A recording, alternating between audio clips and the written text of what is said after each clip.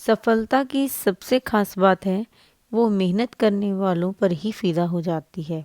सुप्रभात विद्यार्थियों, हिंदी की कक्षा में आप सबका स्वागत है। विद्यार्थियों, मैंने अपने वीडियो में पिछले में आपको अरुण कमल द्वारा रचित कविता खुशबू रचते हैं हाथ के बारे में समझाया। आज हम उसी अध्याय के से संबंधित प्रश्न उत्तरों पर जानकारी हासिल करेंगे। आइए आरंभ करते हैं। खुशबू रचते हैं हाथ कविता से संबंधित पाठ्यक्रम के अनुसार दिए गए आपकी पुस्तक में से प्रश्न उत्तरों के बारे में जानकारी। प्रथम प्रश्न है, खुशबू रचने वाले हाथ कैसी परिस्थितियों में तथा कहाँ कहाँ रहते हैं।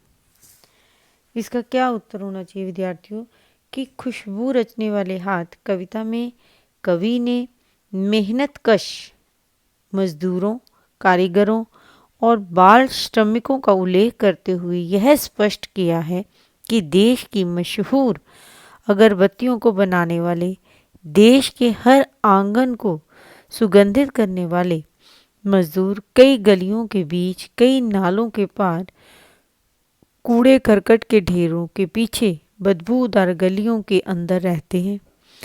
दूसरे के घर आंगन को महकाने वालों के अपने आंगन जो हैं वास्तव में बदबू यानी कि दुर्गंध से भरे हुए होते हैं। यानी कि कहने का मतलब इस उत्तर में ये है कि ऐसे लोग जो दूसरों के घर में खुशबू फैला रहे होते हैं, उनके वास्तविक घर में, खुद के घर में बदबू फैली हुई होती है। यानी कि लोग जो हैं उस खुशबू को तो पसंद करते हैं, लेकिन खुशबू बनाने वाले को पसंद नहीं करते। ठीक है विद्यार्थियों, ये तो प्रथम प्रश्न का उत्तर। अब द्वितीय प्रश्न ये है कि कविता में कितने तरह के हाथों की चर्चा की गई है। यानी किस कविता को कल मैंने जब आपको वीडियो में समझाया तो आपको पता चल गया होगा कि कितने तरह के हाथों की चर्चा इस कविता में की गई है। कविता में हाथ शब्द का बहुवचन रूप से प्रयोग किया गया है।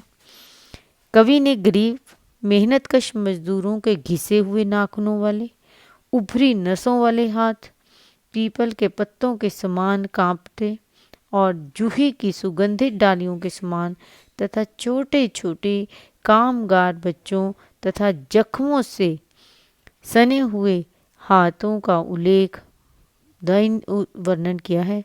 सभी मजदूर आजीविका यानी अपना पेट भरने के लिए केवड़ा, खस, गुलाब और रात रानी की सुगंधित अगरबत्तियां बनाते हैं। इस प्रकार कविता में कवि ने हर आयु वर्ग के मजदूरों की दयनीय दशा यानी कि स्थिति का वर्णन किया है। समझ आ गया विद्यार्थियों। यानी कि अब आपको मैं फिर दोहरा रही हूँ कि घिसे हुए नाखूनों वाले, उभरी हुई नसों वाले, पीपल के पत्तों के समान कांपते हुए, जूही की सुगंधित डाली के समान छोटे छोटे कामगार बच्चे और जख्मी हाथों का कवि ने अपनी कविता में उल्लेख किया है।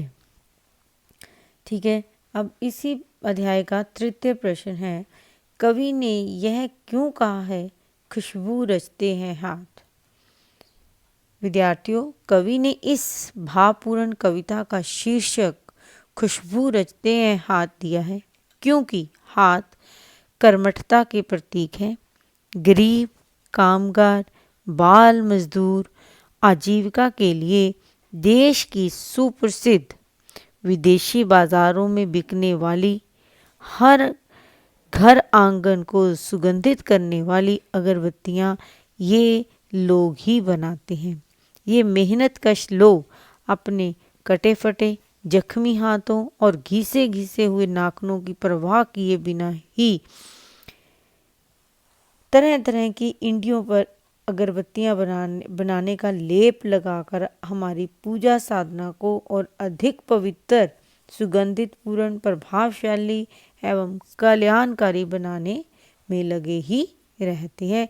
इसलिए कवि ने इस अध्याय का नाम खुशबू रचते हाथ यानी कि अपने हाथों पे कितने भी जख्म हो गए हों, लेकिन उन्होंने उस बात की परवाह नहीं की, बल्कि अपने मेहनत से वो पीछे नहीं हटे और अपना कर्तव्य निभाते रहे हैं। चतुर्थ प्रश्न ये है, जहाँ अगरबत्तियाँ बनती हैं वहाँ का माहौल कैसा है, यानी वहाँ का वातावरण कैसा है। इस प्रश्न को दूसरी मतलब फॉर्मेट में कैसे लिखते हैं कि खुशबू रचने वाले हाथ कैसी परिस्थितियों में रहते हैं।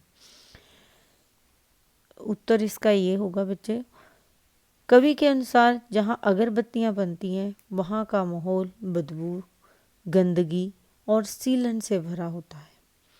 मुल्क यानी देश की सुप्रसिद्ध अगरबत्तियां बनाने वाले केवड़ा, गुलाब, खस और रात रानी की सुगंध से सुगंध को प्रसारित करने वाले ये मजदूर लोग खुद बदबू और दुर्गंध के बीच रहकर भी दूसरों की भलाई के लिए चिंतित रहते हैं और उनको सुगंधित अगरबत्तियां देने के लिए वो लगातार मेहनत करने में चिंतन में लगे रहते हैं।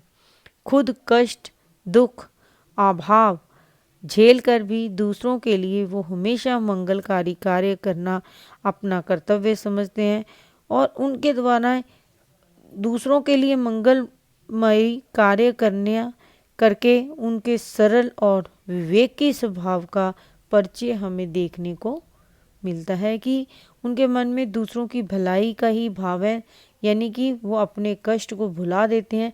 उन्हें लगता है कि हमें मेहनत करके ये अगरबत्तियां जो हैं दूसरे लोगों तक पहुंचानी हैं। ठीक है विद्यार्थियों, इसमें अब मैं आपको इस कविता का अंतिम प्रश्न जो है, इस कविता को लिखने का मुख्य उद्देश्य क्या है।